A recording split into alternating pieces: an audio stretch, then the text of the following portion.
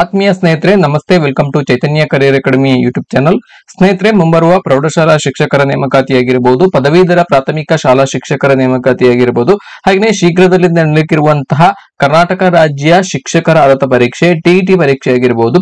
So ಎಲ್ಲ ಪರೀಕ್ಷೆಗಳಿಗೆ ಕೂಡ ಟೀಚಿಂಗ್ ರಿಲೇಟೆಡ್ ಎಕ್ಸಾಮ್ಸ್ ಗಳಿಗೆ ಅತ್ಯಂತ ಪ್ರಾಮುಖ್ಯವಾಗಿರುವಂತಹ ಒಂದು ಟಾಪಿಕ್ ಶೈಕ್ಷಣಿಕ ಮನೋವಿಜ್ಞಾನ, ಎಜುಕೇಶನಲ್ ಸೈಕಾಲಜಿ ಅಂತೇಳಿ ನಾವು ಕರಿತೇವೆ. ಸೊ ಈ ಒಂದು ಟಾಪಿಕ್ ಗೆ ಸಂಬಂಧಪಟ್ಟ ಹಾಗೆ ಒಂದಷ್ಟು ವಿಚಾರಗಳನ್ನ ತಿಳಿಯುವಂತಹ ಪ್ರಯತ್ನವನ್ನ ಈ ವಿಡಿಯೋದಲ್ಲಿ ನಾವು ಮಾಡ್ತಾ ಹೋಗೋಣ. ಸೊ ನಾನು ಪ್ರೀವಿಯಸ್ ವಿಡಿಯೋದಲ್ಲಿ ಶೈಕ್ಷಣಿಕ ಮನೋವಿಜ್ಞಾನಕ್ಕೆ ಸಂಬಂಧಪಟ್ಟಂತಹ ಒಂದಷ್ಟು ಮೂಲಭೂತವಾದಂತಹ ವಿಚಾರಗಳನ್ನ ತಿಳಿಸುವಂತಹ ಪ್ರಯತ್ನವನ್ನ ಮಾಡಿದ್ದೆ. ನೀವಿನ್ನು ಕೂಡ ಆ ಒಂದು ವಿಡಿಯೋವನ್ನ ನೋಡಿಲ್ಲ ಅಂತ ಹೇಳಿದ್ರೆ ನಮ್ಮ ವಿಡಿಯೋದ ಡಿಸ್ಕ್ರಿಪ್ಷನ್ ಅಲ್ಲಿ ಅದರ ಲಿಂಕ್ ಅನ್ನ ಹಾಕಿರ್ತೇವೆ, ನೀವು ಅದನ್ನ ನೋಡಿ ಈ ಒಂದು ವಿಡಿಯೋವನ್ನ ನೋಡಿ.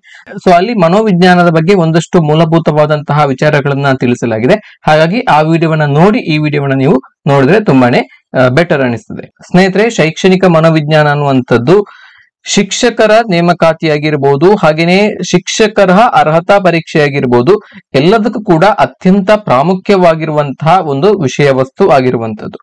ಟಿಇಟಿಯಲ್ಲಿ ಒಟ್ಟು ಶೈಕ್ಷಣಿಕ ಮನೋವಿಜ್ಞಾನಕ್ಕೆ ಸಂಬಂಧಪಟ್ಟಂತಹ 30 ಪ್ರಶ್ನೆಗಳನ್ನ ಕೇಳ್ತಾರೆ. ಹಾಗೇನೆ HSTR ನೇಮಕಾತಿಯಲ್ಲಿ ಕೂಡ 2015ರ ಈ ನೇಮಕಾತಿ ಪರೀಕ್ಷೆಗೆ ಹೋಲಿಸಿದ್ರೆ ಒಟ್ಟು 25 ಪ್ರಶ್ನೆಗಳು ಶೈಕ್ಷಣಿಕ ಮನೋವಿಜ್ಞಾನಕ್ಕೆ ಸಂಬಂಧಪಟ್ಟಂತೆ ಬಂದಿದ್ದು. ಹಾಗೇನೆ GPSTR ಪರೀಕ್ಷೆ ಕೂಡ ಶೈಕ್ಷಣಿಕ ಮನೋವಿಜ್ಞಾನಕ್ಕೆ ಸಂಬಂಧಪಟ್ಟಂತೆ ಅತಿ ಹೆಚ್ಚಿನ ಸಂಖ್ಯೆಯಲ್ಲಿ ಪ್ರಶ್ನೆಗಳು ಬರ್ತವೆ.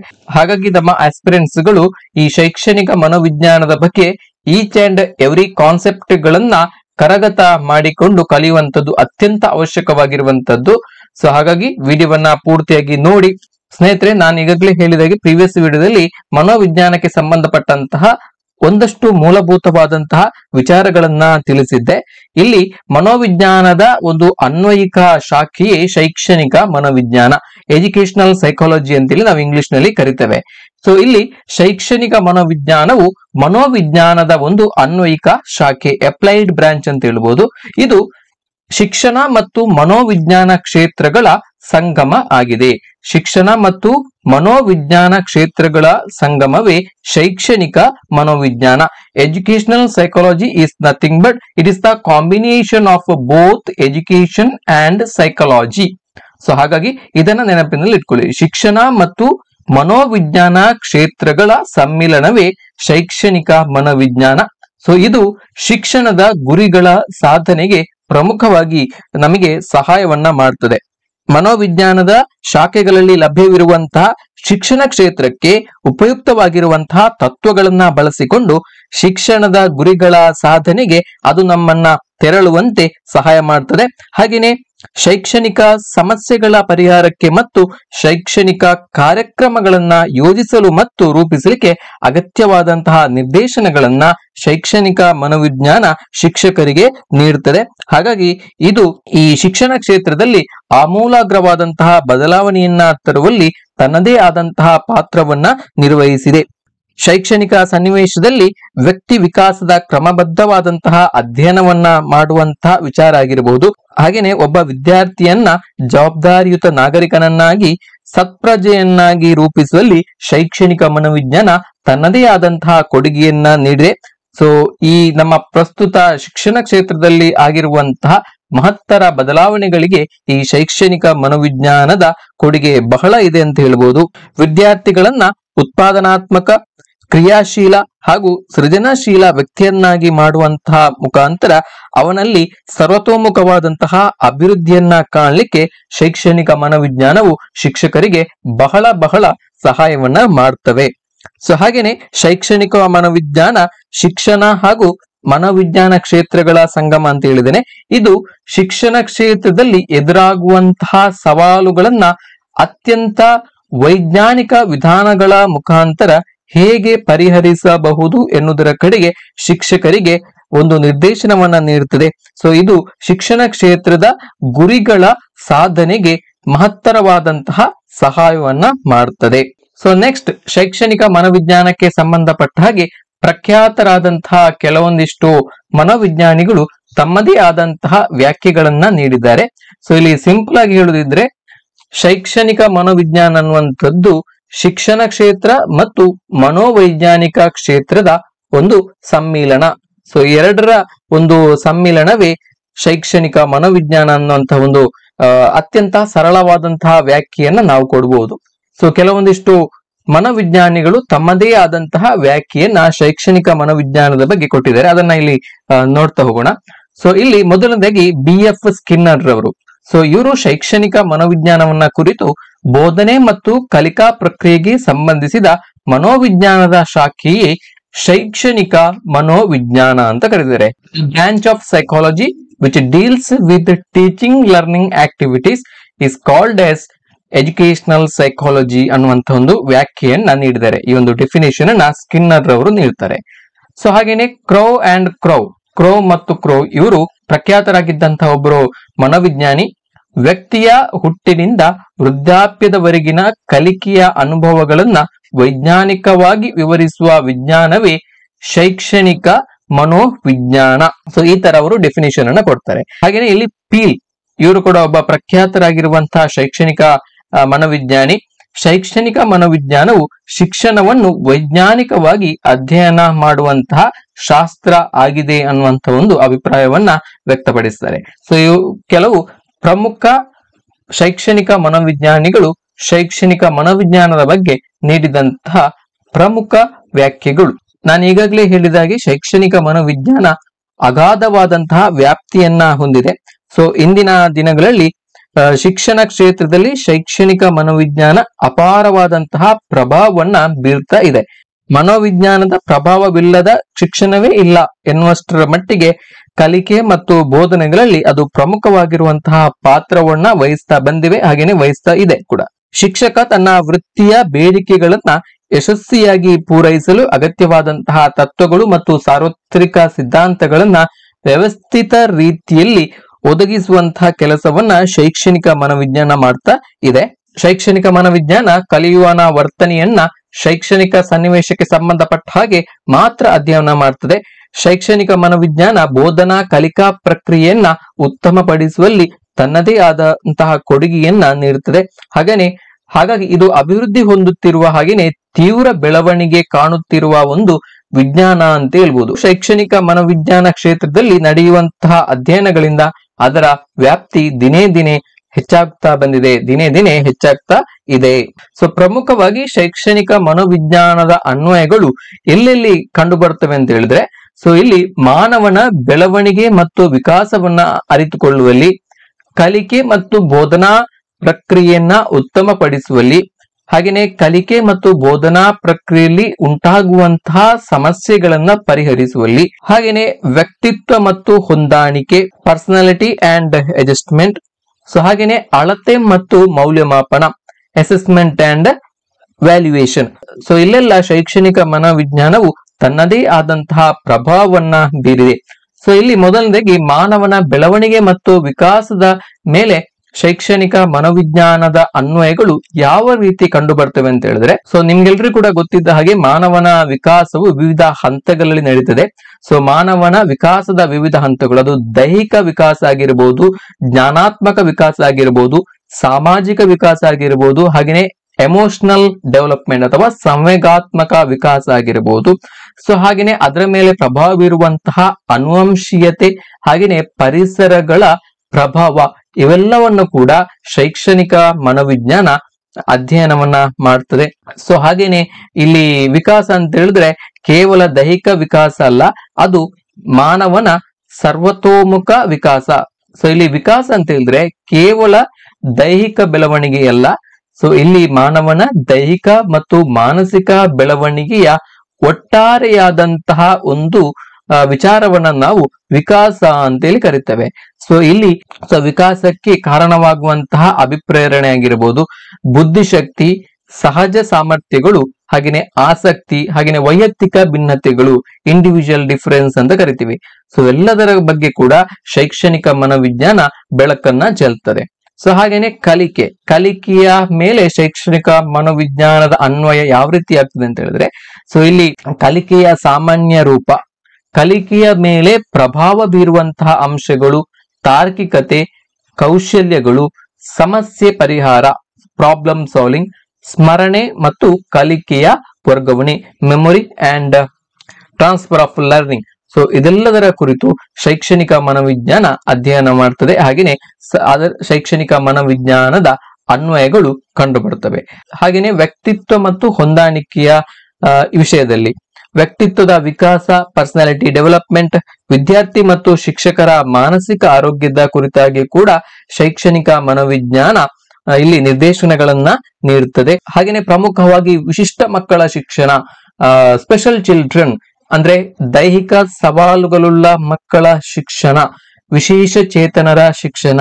ಸೊ ಇದೆಲ್ಲದರ ಕುರಿತಾಗಿ ಶೈಕ್ಷಣಿಕ ಮನೋವಿಜ್ಞಾನವು ತನ್ನದೇ ಆದಂತಹ ನಿರ್ದೇಶನಗಳನ್ನ ನೀಡುತ್ತೆ. ಹಾಗೆಯೇ ಅಳತೆ ಮತ್ತು ಮೌಲ್ಯಮಾಪನ, ಅಸೆಸ್ಮೆಂಟ್ ಅಂಡ್ ಇವ್ಯಾಲ್ಯೂಯೇಷನ್. ಸೊ ಇಲ್ಲಿ ಮೌಲ್ಯಮಾಪನದ ಸಾಮಾನ್ಯ ತತ್ವಗಳನ್ನ ನಿರ್ಧರಿಸುತ್ತದೆ. ಬುದ್ಧಿಶಕ್ತಿ, ಸಹಜ ಸಾಮರ್ಥ್ಯಗಳು, ಕಲಿಕೆ ಮತ್ತು ಹೊಂದಾಣಿಕೆಗಳ ಮಾಪನ, ಹಾಗೆಯೇ ಮೌಲ್ಯಮಾಪನ ಫಲಶ್ರುತಿಗಳ ಕಾರ್ಯಾಚರಣೆಯ ಮೇಲೆ ಕೂಡ ಶೈಕ್ಷಣಿಕ ಮನೋವಿಜ್ಞಾನ ಪ್ರಭಾವವನ್ನ ಬೀರ್ತವೆ.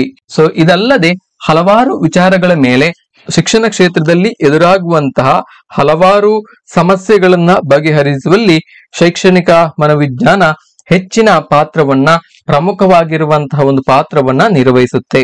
ಶಿಕ್ಷಣ ಕ್ಷೇತ್ರಕ್ಕೆ ಶೈಕ್ಷಣಿಕ ಮನೋವಿಜ್ಞಾನದ ಕೊಡುಗೆ ಏನೆಲ್ಲ ಕಾಂಟ್ರಿಬ್ಯೂಷನ್ಸ್ ಗಳನ್ನ ಎಜುಕೇಶನಲ್ ಸೈಕಾಲಜಿ ಈ ಎಜುಕೇಶನಲ್ ಫೀಲ್ಡ್ ಗೆ ಸಂಬಂಧಪಟ್ಟ ಹಾಗೆ ಕೊಟ್ಟಿದೆ ಅನ್ನೋದರ ಬಗ್ಗೆ ನೋಡೋದಾದ್ರೆ, ಬೆಳವಣಿಗೆ ಮತ್ತು ವಿಕಾಸದ ಗುಣಲಕ್ಷಣಗಳನ್ನ ಅರ್ಥ ಮಾಡಿಕೊಳ್ಳಲು ನಮ್ಗೆಲ್ರಿಗೂ ಕೂಡ ತಿಳಿದಿರುವ ಹಾಗೆ ಮಕ್ಕಳು ಹಲವಾರು ಹಂತಗಳ ಮುಖಾಂತರ ಬೆಳವಣಿಗೆ ಮತ್ತು ವಿಕಾಸವನ್ನ ಹೊಂದ್ತಾರೆ.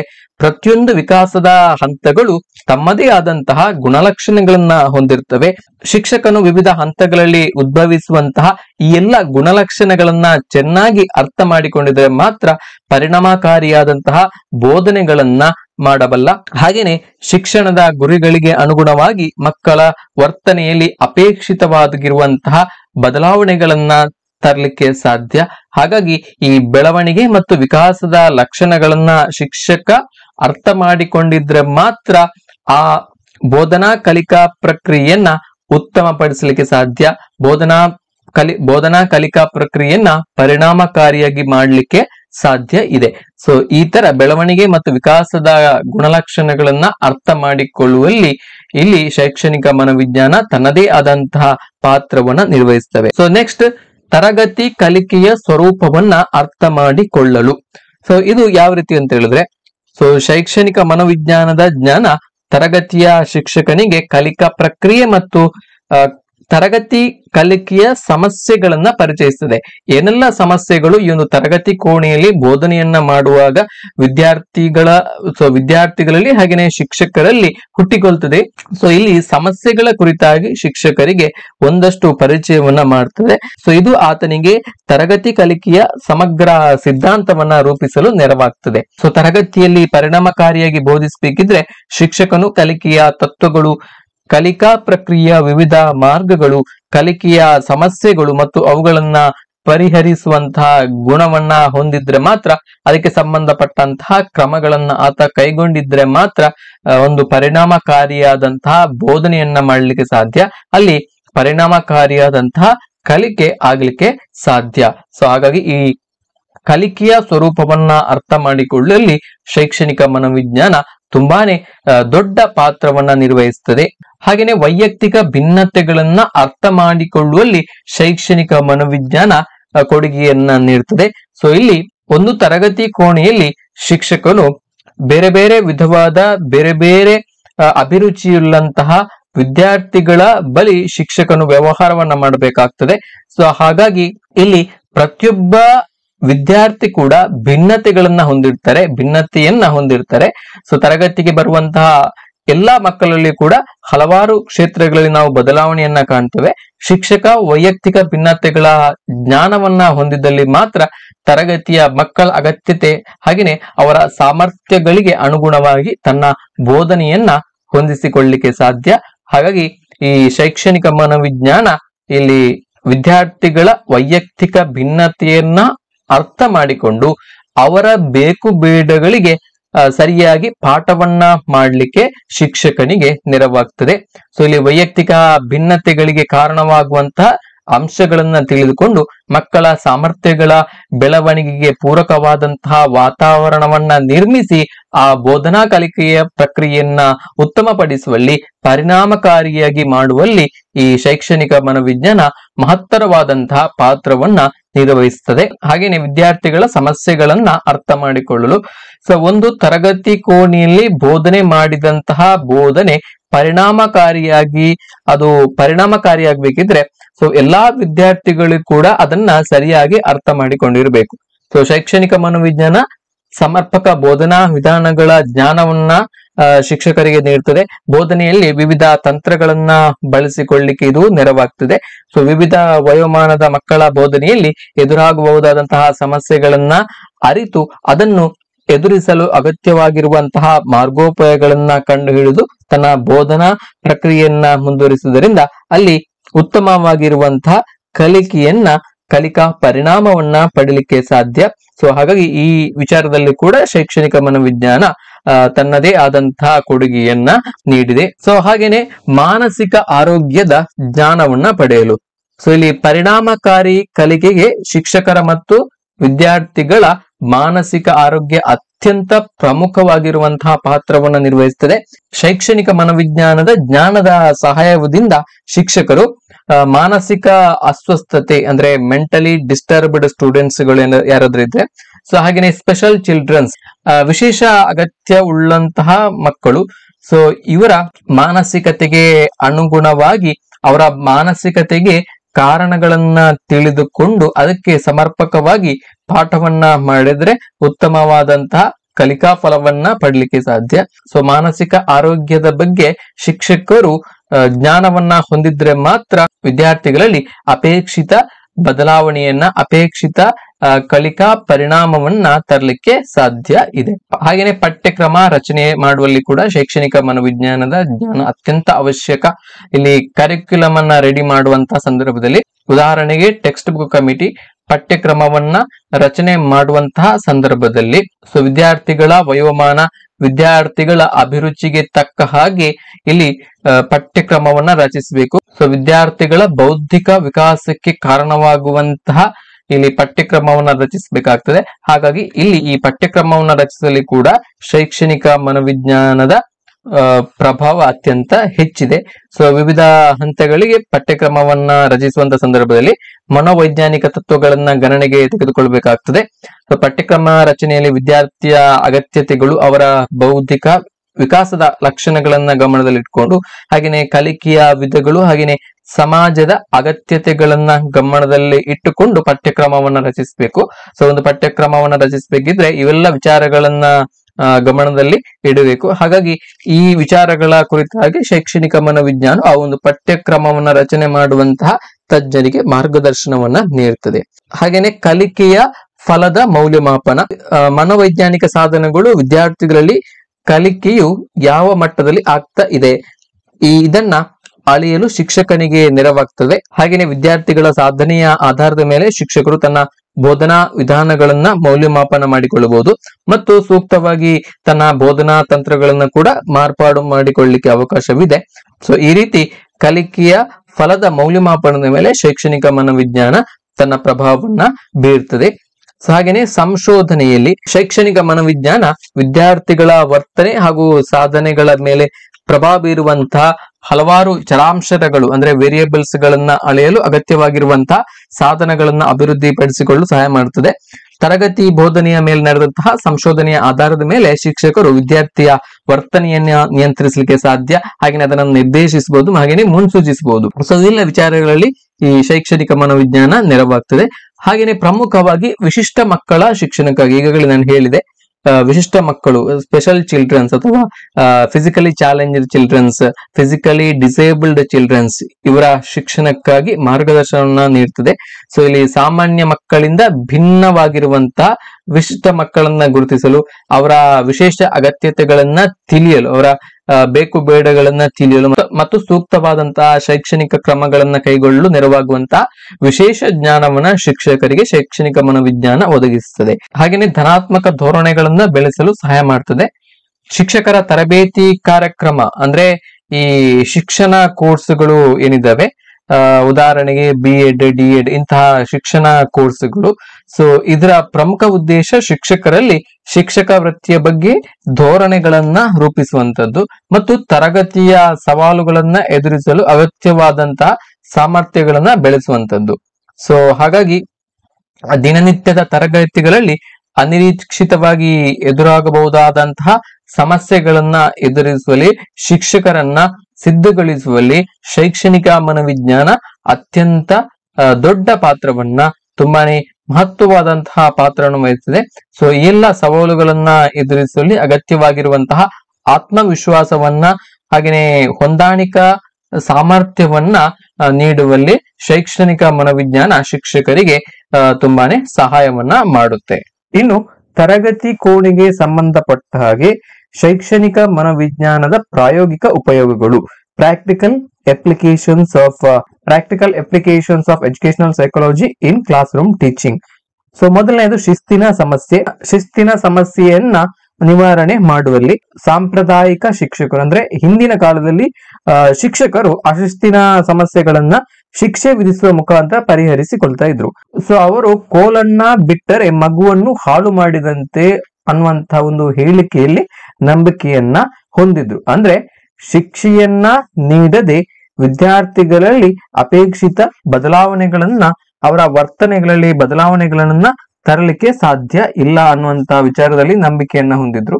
ಶಿಕ್ಷಣದಲ್ಲಿ ಶಿಕ್ಷೆ ಕೂಡ ಇರಬೇಕು ಅನ್ನುವಂತಹ ಒಂದು ವಿಚಾರದಲ್ಲಿ ನಂಬಿಕೆಯನ್ನ ಹೊಂದಿದ್ರು. ಶೈಕ್ಷಣಿಕ ಮನೋವಿಜ್ಞಾನದ ಜ್ಞಾನವನ್ನ ಹೊಂದಿರುವಂತಹ ಇಂದಿನ ಶಿಕ್ಷಕರು ವಿದ್ಯಾರ್ಥಿಗಳಿಗೆ ಕಠಿಣ ಶಿಕ್ಷೆ ವಿಧಿಸುವುದು ಮಾನವೀಯತೆಗೆ ವಿರುದ್ಧ ಆಗಿದೆ ಅನ್ನುವಂತಹ ವಿಚಾರವನ್ನ ಅವರು ಮನಗಂಡಿದ್ದಾರೆ. ಹಾಗಾಗಿ ಇಂದಿನ ಶಿಕ್ಷಕರು ಅಶಿಸ್ತಿನ ಸಮಸ್ಯೆಗಳನ್ನ ವೈಜ್ಞಾನಿಕವಾಗಿ ಯಾವ ರೀತಿ ಅದನ್ನ ಪರೀಕ್ಷಿಸಿ ಅದಕ್ಕೆ ಕಾರಣಗಳನ್ನ ತಿಳಿದುಕೊಂಡು ಅವುಗಳನ್ನ ಪರಿಹರಿಸುತ್ತ ಹೆಚ್ಚಿನ ಗಮನವನ್ನ ಕೊಡ್ತಾ ಇದ್ದಾರೆ. ಸೊ ಇಂದಿನ ಮಕ್ಕಳಲ್ಲಿ ಸ್ವಯಂ ಶಿಸ್ತನ್ನ ಬೆಳೆಸುವಂತದ್ದು, ಸೊ ಇದ್ರಲ್ಲೆಲ್ಲ ಅವರು ಸಫಲರಾಗಿದ್ದಾರೆ. ಸೊ ಇದು ಶೈಕ್ಷಣಿಕ ಮನೋವಿಜ್ಞಾನದ ಪ್ರಾಮುಖ್ಯವಾಗಿರುವಂತಹ ಒಂದು ಕೊಡುಗೆ. ಶಿಸ್ತಿನ ಸಮಸ್ಯೆಯನ್ನ ನಿವಾರಣೆ ಮಾಡುವಲ್ಲಿ, ತರಗತಿಯಲ್ಲಿ ಅಪೇಕ್ಷಿತ ಶಿಸ್ತನ್ನ ತರುವಲ್ಲಿ ಶೈಕ್ಷಣಿಕ ಮನೋವಿಜ್ಞಾನ ಹೆಚ್ಚಿನ ಪಾತ್ರವನ್ನ ನಿಭಾಯಿಸಿದೆ. ಈಗಿನ ಶಿಕ್ಷಕರನ್ನ ಪ್ರಜಾಸತ್ತಾತ್ಮಕ ಒಂದು ವ್ಯವಸ್ಥೆಯಲ್ಲಿ ಆಲೋಚಿಸುವಂತೆ ಮಾಡಿರುವುದರಲ್ಲಿ ಶೈಕ್ಷಣಿಕ ಮನೋವಿಜ್ಞಾನದ ಕೊಡುಗೆ ತುಂಬಾನೇ ಇದೆ. ಹಾಗೆಯೇ ದೃಕ್ ಶ್ರವಣೋಪಕರಣಗಳ ಬಳಕೆ ಅಂದ್ರೆ use of audio visual devices, ಬೋಧನೆಯಲ್ಲಿ ದೃಕ್ ಶ್ರವಣೋಪಕರಣಗಳನ್ನ ಬಳಸುವುದರ ಮುಖಾಂತರ ಕ್ಲಿಷ್ಟಕರ ಪರಿಕಲ್ಪನೆಯನ್ನು ಅಂದ್ರೆ ಹೇಗೆ ಸರಳೀಕರಣಗೊಳಿಸಬಹುದು, ಸೊ ಇದನ್ನ ಕೂಡ ಯೋಚಿಸುವಂತದ್ದು. ಹಾಗೇನೆ ಕಲಿಕೆ ದೃಢವಾಗಿ ಬಹಳ ನೆಲೆಗೊಳ್ಳುವಂತೆ, ಹಾಗೇನೆ ಕಲಿಕೆ ಬಹಳ ಕಾಲ ದೃಢವಾಗಿ ನೆಲೆಗೊಳ್ಳುವಂತೆ ಮಾಡುವಲ್ಲಿ ಕೂಡ ಶೈಕ್ಷಣಿಕ ಮನೋವಿಜ್ಞಾನ ತುಂಬಾನೇ ಪ್ರಭಾವವನ್ನ ಬೀರ್ತದೆ. ಸೊ ಇಂತಹ ದೃಕ್ ಶ್ರವಣೋಪಕರಣಗಳನ್ನ ಬಳಕೆ ಮಾಡಿ ಪರಿಣಾಮಕಾರಿಯಾದಂತಹ ಕಲಿಕಾ ಫಲವನ್ನ ತರುವಲ್ಲಿ ಶಿಕ್ಷಕರು ಯಶಸ್ವಿಯಾಗಿದ್ದಾರೆ. ಸೊ ಹಾಗೆಯೇ ಶಾಲೆ ಮತ್ತು ತರಗತಿಯ ನಿರ್ವಹಣೆ. ಸೊ ಶಾಲೆ ಮತ್ತು ತರಗತಿಯ ನಿರ್ವಹಣೆಯಲ್ಲಿ ಮೊದಲು ಇದ್ದಂತಹ ಒಂದು ಡಿಕ್ಟೇಟರ್ಶಿಪ್ ಅಂದ್ರೆ ನಿರಂಕುಶ ಪ್ರಭುತ್ವ, ಸೊ ಇಂತಹ ಒಂದು ವಿಧಾನಗಳನ್ನ ಬಿಟ್ಟು ಪ್ರಜಾಸತ್ತಾತ್ಮಕವಾಗಿ ಒಂದು ಮಾದರಿಯಾದಂತಹ ಆಡಳಿತ ನಿರ್ವಹಣೆಯನ್ನ ಮಾಡುವಲ್ಲಿ ಕೂಡ ಇಲ್ಲಿ ಶಾಲೆಗೆ ಶೈಕ್ಷಣಿಕ ಮನೋವಿಜ್ಞಾನದ ಅಗತ್ಯ ತುಂಬಾ ಇದೆ. ಸೊ ಇಂದಿನ ಶಿಕ್ಷಕರು ಅಥವಾ ಈ ಒಂದು ಶಾಲಾ ವ್ಯವಸ್ಥೆಯನ್ನ ನಿರ್ವಹಿಸುವಂತಹ ಒಂದು ಸಮಿತಿ ಏನಿದೆ, ಸೊ ಈ ಶೈಕ್ಷಣಿಕ ಮನೋವಿಜ್ಞಾನದ ಕೊಡುಗೆಯಿಂದಾಗಿ ಅಪಾರವಾದಂತಹ ಬದಲಾವಣೆಯನ್ನ ಹೊಂದಿದೆ. ಸೊ ಶಿಕ್ಷಕರು ಪ್ರಜಾಸತ್ತಾತ್ಮಕವಾಗಿ ಯೋಚಿಸ್ತಾ ಇದ್ದಾರೆ. ಸೊ ಅವರಲ್ಲಿ ಸಹಕಾರ ಹಾಗೆಯೇ ಸಹಾನುಭೂತಿ ಧೋರಣೆಯನ್ನು ನಾವು ಕಾಣ್ತಾ ಇದ್ದೇವೆ. ಸೊ ಇದಕ್ಕೆಲ್ಲ ಕಾರಣ ಶೈಕ್ಷಣಿಕ ಮನೋವಿಜ್ಞಾನದ ಅನ್ವಯ. ಸೊ ಆಡಳಿತದಲ್ಲಿ ಬರುವಂತಹ ಹೆಚ್ಚಿನ ಸಮಸ್ಯೆಗಳನ್ನು ಚರ್ಚಾ ವಿಧಾನದ ಮುಖಾಂತರ, ಡಿಬೇಟ್ ಅಥವಾ ಡಿಸ್ಕಷನ್ ನ ಮುಖಾಂತರ ಸಾಲ್ವ್ ಮಾಡುವಂತಹ ಪ್ರಯತ್ನ ಕೂಡ ಶೈಕ್ಷಣಿಕ ಮನೋವಿಜ್ಞಾನದ ಮುಖಾಂತರ ನಡೀತಾ ಇದೆ. ಸೊ ಹಾಗೇನೆ ವೇಳಾಪಟ್ಟಿಯ ರಚನೆ. ಸೊ ಹಿಂದೆ ವೇಳಾಪಟ್ಟಿಯನ್ನ ರಚಿಸುವಾಗ ಮನೋವೈಜ್ಞಾನಿಕ ತತ್ವಗಳನ್ನ ಗಣನೆಗೆ ತೆಗೆದುಕೊಳ್ತಾ ಇರಲಿಲ್ಲ. ಬೆಳಿಗ್ಗೆಯಿಂದ ಸಂಜೆಯವರೆಗೆ ತಮಗೆ ಇಷ್ಟವಾದಂತಹ ವಿಷಯಗಳನ್ನ ಶಿಕ್ಷಕರು ಕಲಿಸ್ತಾ ಇದ್ರು. ಅಂದ್ರೆ ಶಾಲಾ ಸಮಯ ಆರಂಭ ಆದಾಗಿನಿಂದ ಶಾಲಾ ಸಮಯ ಕೊನೆಗೊಳ್ಳುವವರೆಗೆ ಒಂದೇ ವಿಷಯವನ್ನ ಶಿಕ್ಷಕರು ಬೋಧಿಸ್ತಾ ಇದ್ರು. ಅಂದ್ರೆ ತರಗತಿಯಲ್ಲಿ ಕೂಡ ಆ ತರಗತಿಯನ್ನು ಕೂಡ ಒಂದೇ ಶಿಕ್ಷಕರು ನಿರ್ವಹಿಸ್ತಾ ಇದ್ರು. ಸೊ ಇದಾದ ನಂತರ ಈ ಶೈಕ್ಷಣಿಕ ಮನೋವಿಜ್ಞಾನದಲ್ಲಿ ಹಲವಾರು ಬದಲಾವಣೆಗಳು ಬಂದ ನಂತರ ಶಿಕ್ಷಣ ಕೋರ್ಸ್ಗಳಲ್ಲಿ ಈ ಶೈಕ್ಷಣಿಕ ಮನೋವಿಜ್ಞಾನದ ಬಗ್ಗೆ ಹೆಚ್ಚಿನ ಪಠ್ಯಕ್ರಮಗಳು ಬಂದ ನಂತರ ಸೊ ಆ ಆಧುನಿಕ ಶೈಕ್ಷಣಿಕ ಮನೋವಿಜ್ಞಾನದ ಜ್ಞಾನವನ್ನ ಪಡೆದುಕೊಂಡಂತಹ ಆಧುನಿಕ ಶಿಕ್ಷಕರು ಸೊ ಇಲ್ಲಿ ವೇಳಾಪಟ್ಟಿಯನ್ನ ರೂಪಿಸುವಾಗ ಒಂದಷ್ಟು ಮನೋವೈಜ್ಞಾನಿಕ ತತ್ವಗಳ ಕಡೆಗೆ ಗಮನವನ್ನ ಕೊಟ್ಟು ಕೆಲವೊಂದಿಷ್ಟು ಅಂಶಗಳನ್ನ ಗಮನದಲ್ಲಿ ಇಟ್ಟುಕೊಂಡು ವೇಳಾಪಟ್ಟಿಯನ್ನ ರಚಿಸ್ತಾ ಇದ್ರು, ಟೈಮ್ ಟೇಬಲ್ ಅನ್ನ ರಚಿಸ್ತಾ ಇದ್ರು. ಸೊ ವೇಳಾಪಟ್ಟಿಯನ್ನ ರಚಿಸುವಾಗ ವಿಷಯಗಳ ಕಠಿಣತೆಯ ಮಟ್ಟ ಮತ್ತು ಆಯಾಸದ ಅಂಶಗಳನ್ನ ಗಮನಕ್ಕೆ ತೆಗೆದುಕೊಂಡು ಎರಡು ಕ್ಲಿಷ್ಟ ವಿಷಯಗಳು ಅಂದ್ರೆ ಡಿಫಿಕಲ್ಟ್ ಸಬ್ಜೆಕ್ಟ್ ಕಂಟಿನ್ಯೂಸ್ ಆಗಿ ಬರದ ಹಾಗೆ, ನಿರಂತರ ಅವಧಿಗಳಲ್ಲಿ ಬರದ ಹಾಗೆ ನೋಡಿಕೊಳ್ಳಲಾಗ್ತದೆ. ಸೊ ಇದು ಕೂಡ ಶೈಕ್ಷಣಿಕ ಮನೋವಿಜ್ಞಾನ. ಉದಾಹರಣೆಗೆ ಹೆಚ್ಚಿನ ವಿದ್ಯಾರ್ಥಿಗಳಿಗೆ ಗಣಿತ ಕಷ್ಟ ಆಗ್ತದೆ. ಸೊ ಗಣಿತದ ನಂತರ ವಿಜ್ಞಾನ. ಸೊ ವಿಜ್ಞಾನ ಕೂಡ ಕೆಲವೊಂದಿಷ್ಟು ವಿದ್ಯಾರ್ಥಿಗಳಿಗೆ ಕಷ್ಟ ಆಗ್ತದೆ. ಸೊ ಹಾಗಾಗಿ ಇಂತಹ ವಿಷಯಗಳು ಕಂಟಿನ್ಯೂಸ್ ಆಗಿ ಬರದ ಹಾಗೆ ಒಂದು ಟೈಮ್ ಟೇಬಲ್ ಅಲ್ಲಿ ಅಡ್ಜಸ್ಟ್ಮೆಂಟ್ ಅನ್ನ ಮಾಡಿದ್ದಾರೆ. ಹಾಗೇನೆ ಇಲ್ಲಿ ಲ್ಯಾಂಗ್ವೇಜಸ್ ಗಳು ಕನ್ನಡ, ಇಂಗ್ಲಿಷ್, ಹಿಂದಿ ಇದ್ರೆ ಕಂಟಿನ್ಯೂಸ್ ಆಗಿ ಲ್ಯಾಂಗ್ವೇಜ್ ಕ್ಲಾಸಸ್ಗಳೇ, ಲ್ಯಾಂಗ್ವೇಜ್ ಸೆಷನ್ಸ್ ಗಳು ಅಥವಾ ಲ್ಯಾಂಗ್ವೇಜ್ ಪೀರಿಯಡ್ ಗಳೇ ಬಾರದ ಹಾಗೆ ಇಲ್ಲಿ ವೇಳಾಪಟ್ಟಿಯನ್ನ ರೂಪಿಸುವಲ್ಲಿ ಸೊ ಎಲ್ಲ ವಿದ್ಯಾರ್ಥಿಗಳಿಗೆ ಆಯಾಸ ಆಗ್ಬಾರ್ದು, ಹಾಗೇನೆ ಬೋರಿಂಗ್ ಆಗ್ಬಾರ್ದು. ಇಂತಹ ಒಂದು ತತ್ವವನ್ನ, ಇಂತಹ ಮನೋವೈಜ್ಞಾನಿಕ ತತ್ವವನ್ನ ಗಮನದಲ್ಲಿಟ್ಟುಕೊಂಡು ವೇಳಾಪಟ್ಟಿಯನ್ನ ರಚನೆ ಮಾಡಲಾಗ್ತದೆ. ಇಲ್ಲಿ ಕೂಡ ಶೈಕ್ಷಣಿಕ ಮನೋವಿಜ್ಞಾನದ ಅನ್ವಯ ಕಂಡು ಬರ್ತದೆ. ಹಾಗೆಯೇ ಸಹಪಠ್ಯ ಚಟುವಟಿಕೆಗಳಲ್ಲಿ ಶೈಕ್ಷಣಿಕ ಮನೋವಿಜ್ಞಾನ ಮಕ್ಕಳಲ್ಲಿ ಕೇವಲ ತಾತ್ವಿಕವಾದಂತಹ ಜ್ಞಾನವನ್ನ ಬೆಳೆಸುವುದು ಮಾತ್ರ ಅಲ್ಲದೆ ಮಕ್ಕಳ ಸರ್ವತೋಮುಖ ವಿಕಾಸವನ್ನ ಕಾಣಲು ಕೂಡ ಒತ್ತುವನ್ನ ನೀಡ್ತದೆ. ಈ ಹಿನ್ನೆಲೆಯಲ್ಲಿ ಮಕ್ಕಳು ಸಾಂಸ್ಕೃತಿಕವಾಗಿ, ಸಾಹಿತ್ಯಿಕವಾಗಿ ಹಾಗೆಯೇ ಕ್ರೀಡಾ ಚಟುವಟಿಕೆಗಳಲ್ಲಿ ಅವರು ತಮ್ಮನ್ನು ತಾವು ತೊಡಗಿಸಿಕೊಳ್ಳಿಕ್ಕೆ ಅವಕಾಶ ನೀಡಿಕೊಳ್ಳುವ ಮುಖಾಂತರ ಅವರಲ್ಲಿ ಸರ್ವಾಂಗೀಣವಾದಂತಹ ಅಭಿವೃದ್ಧಿಯನ್ನ ಕಾಣಲಿಕ್ಕೆ ಶೈಕ್ಷಣಿಕ ಮನೋವಿಜ್ಞಾನ ಪ್ರಮುಖವಾಗಿರುವಂತಹ ಒಂದು ಕೊಡುಗೆಯನ್ನ ನೀಡುತ್ತದೆ. ಹಾಗೆಯೇ ಶೈಕ್ಷಣಿಕ ಅನ್ವೇಷಣೆಗಳ ಬಳಕೆ. ಸೊ ಬೋಧನಾ ಕಲಿಕಾ ಪ್ರಕ್ರಿಯೆ ಸುಧಾರಣೆಗಾಗಿ ಹೊಸ ವಿಚಾರಗಳು ಹಾಗೆಯೇ ವಿಧಾನಗಳು ಹೊರಹೊಮ್ಮಿದೆ.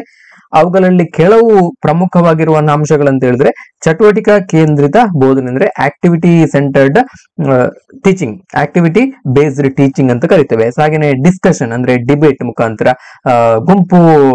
ಗುಂಪು ಚರ್ಚೆ ಮುಖಾಂತರ, ಚರ್ಚಾ ವಿಧಾನ ಅಂದ್ರೆ ಡಿಸ್ಕಷನ್ ಮೆಥಡ್ ಅಥವಾ ಗುಂಪು ಚರ್ಚೆ ಅಂತ ಕರಿತೇವೆ.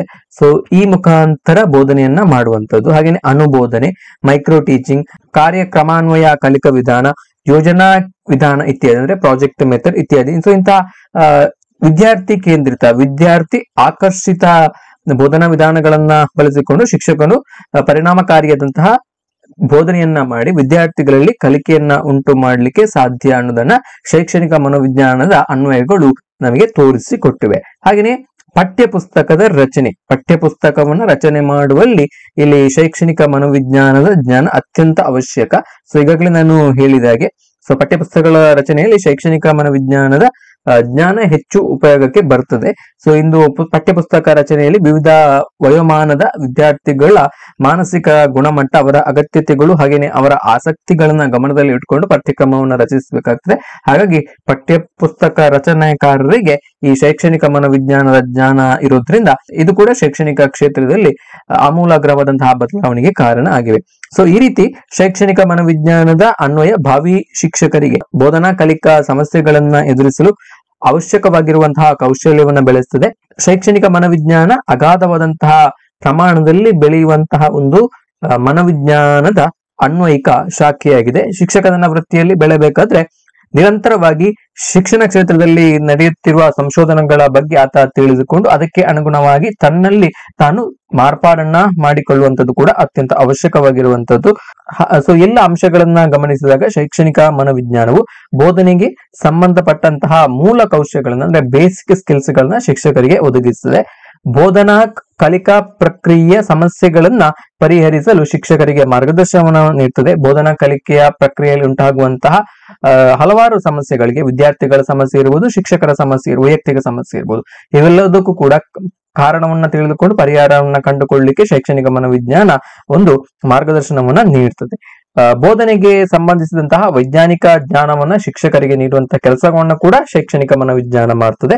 ಶಿಕ್ಷಕರ ವೃತ್ತಿಯಲ್ಲಿ ಬೆಳವಣಿಗೆಯನ್ನ ಹೊಂದಲು ಅವರಿಗೆ ಅಗತ್ಯವಾದಂತಹ ಅನ್ವೇಷಣಾ ಪ್ರವೃತ್ತಿಯನ್ನ ಕೂಡ ಅವರಲ್ಲಿ ಬೆಳೆಸುವಂತಹ ಒಂದು ಕೆಲಸವನ್ನ ಕೂಡ ಶೈಕ್ಷಣಿಕ ಮನೋವಿಜ್ಞಾನದ ಶಾಖೆ ಮಾಡ್ತದೆ. ಹಾಗಾಗಿ ಒಟ್ಟಾರೆಯಾಗಿ ಶೈಕ್ಷಣಿಕ ಮನೋವಿಜ್ಞಾನ ಶಿಕ್ಷಣದ ಉದ್ದೇಶಗಳನ್ನ ರೂಪಿಸುವಲ್ಲಿ ವಿದ್ಯಾರ್ಥಿಗಳ ಬೌದ್ಧಿಕ ಮಟ್ಟಕ್ಕೆ ಅನುಗುಣವಾಗಿ ಪಠ್ಯಕ್ರಮ ವ್ಯವಸ್ಥಿತಗೊಳಿಸುವಲ್ಲಿ ಮತ್ತು ಪರಿಣಾಮಕಾರಿಯಾದಂತಹ ಕಲಿಕೆಯನ್ನ ಉತ್ತೇಜಿಸುವಲ್ಲಿ ಪ್ರಮುಖವಾಗಿರುವಂತಹ ಪಾತ್ರವನ್ನ ವಹಿಸ್ತದೆ. ಸೊ ಇದರ ಜೊತೆಗೆ ವಿಷಯದ ಸ್ವರೂಪವನ್ನ ಮತ್ತು ತರಗತಿಯ ಸಾಮಾಜಿಕ ವಾತಾವರಣವನ್ನ ತಿಳಿದುಕೊಂಡು ವಿದ್ಯಾರ್ಥಿಗಳಲ್ಲಿ ಆರೋಗ್ಯಕರವಾದ ಸಂವೇಗಾತ್ಮಕ ಮತ್ತು ಸಾಮಾಜಿಕ ವಿಕಾಸವನ್ನ ಸಾಧಿಸುವಲ್ಲಿ ಕೂಡ ಇದು ತುಂಬಾನೇ ಸಹಾಯಕ್ಕೆ ಬರ್ತದೆ. ಹಾಗಾಗಿ ಶಿಕ್ಷಕರಿಗೆ ಶೈಕ್ಷಣಿಕ ಮನೋವಿಜ್ಞಾನದ ಜ್ಞಾನ ಅತ್ಯಂತ ಅವಶ್ಯಕ. ಸೊ ಸ್ನೇಹಿತರೆ, ಇವತ್ತಿನ ಈ ವಿಡಿಯೋದಲ್ಲಿ ಶೈಕ್ಷಣಿಕ ಮನೋವಿಜ್ಞಾನಕ್ಕೆ ಸಂಬಂಧಪಟ್ಟ ಹಾಗೆ ಒಂದಷ್ಟು ಬೇಸಿಕ್ ಇನ್ಫಾರ್ಮೇಶನ್ ಅನ್ನ, ಬೇಸಿಕ್ ಕಾನ್ಸೆಪ್ಟ್ ಗಳನ್ನ ನಾವು ತಿಳ್ಕೊಂಡಿದ್ವಿ. ಶೈಕ್ಷಣಿಕ ಮನೋವಿಜ್ಞಾನ ಅಂದ್ರೆ ಏನು, ಶೈಕ್ಷಣಿಕ ಮನೋವಿಜ್ಞಾನದ ವ್ಯಾಪ್ತಿ, ಶೈಕ್ಷಣಿಕ ಮನೋವಿಜ್ಞಾನದ ಕೊಡುಗೆಗಳು, ಶಿಕ್ಷಣ ಕ್ಷೇತ್ರಕ್ಕೆ ಸಂಬಂಧಪಟ್ಟ ಹಾಗೆ, ಪ್ರಾಕ್ಟಿಕಲ್ ಅಪ್ಲಿಕೇಶನ್ಸ್ ಗೆ ಸಂಬಂಧಪಟ್ಟ ಹಾಗೆ, ದೈನಂದಿನ ಜೀವನದಲ್ಲಿ ಶಿಕ್ಷಕರಿಗೆ ಮತ್ತು ವಿದ್ಯಾರ್ಥಿಗಳಿಗೆ ಶೈಕ್ಷಣಿಕ ಮನೋವಿಜ್ಞಾನ ಏನೆಲ್ಲ ಅವರ ಜೀವನದಲ್ಲಿ ಪ್ರಭಾವವನ್ನ ಬೀರುತ್ತೆ ಅನ್ನೋದ್ರ ಬಗ್ಗೆ ನೋಡಿದ್ವಿ. ಸೊ ಇದೆಲ್ಲದರ ಬಗ್ಗೆ ನಾವು ಡೀಟೇಲ್ ಆಗಿ ಡಿಸ್ಕಸ್ ಅನ್ನ ಮಾಡಿದ್ವಿ. ಸೊ ಮುಂದಿನ ವಿಡಿಯೋದಲ್ಲಿ ಶೈಕ್ಷಣಿಕ ಮನೋವಿಜ್ಞಾನದ ವಿಧಗಳು, ಬೇರೆ ಬೇರೆ ವಿಧಾನಗಳು ಬರ್ತವೆ. ಅಲ್ಲಿ ಅಂತರಾವಲೋಕನ ವಿಧಾನ, ವೀಕ್ಷಣೆ, ಪ್ರಾಯೋಗಿಕ ವಿಧಾನ, ವ್ಯಕ್ತಿ ಅಧ್ಯಯನ, ಸಂದರ್ಶನ, ಪರೀಕ್ಷಾ ವಿಧಾನ, ಇವೆಲ್ಲವೂ ಕೂಡ ಪ್ರಮುಖವಾಗಿರುವಂತಹ ಶೈಕ್ಷಣಿಕ ಮನೋವಿಜ್ಞಾನದ ವಿಧಗಳು. ಸೊ ಇವುಗಳ ಬಗ್ಗೆ, ಸೊ ಪ್ರತಿಯೊಂದು ವಿಧಾನಗಳ ಬಗ್ಗೆ ಕೂಡ ಡೀಟೇಲ್ ಆಗಿ ತಿಳಿಯುವಂತಹ ಪ್ರಯತ್ನ ಮುಂದಿನ ವಿಡಿಯೋದಲ್ಲಿ ಆಗುತ್ತೆ. ಸೊ ಒಂದು ವೇಳೆ ನಿಮಗೆ ಈ ಒಂದು ವಿಡಿಯೋ ಯೂಸ್ಫುಲ್ ಅನಿಸಿದ್ರೆ ವಿಡಿಯೋವನ್ನ ಲೈಕ್ ಮಾಡಿ, ಹಾಗೆ ವಿಡಿಯೋವನ್ನ ಶೇರ್ ಮಾಡಿ, ಹಾಗೆ ನಮ್ಮ ಚಾನಲ್ ಅನ್ನು ಕೂಡ ಸಬ್ಸ್ಕ್ರೈಬ್ ಮಾಡ್ಕೊಳ್ಳಿ. Thank you. ನಮಸ್ತೆ.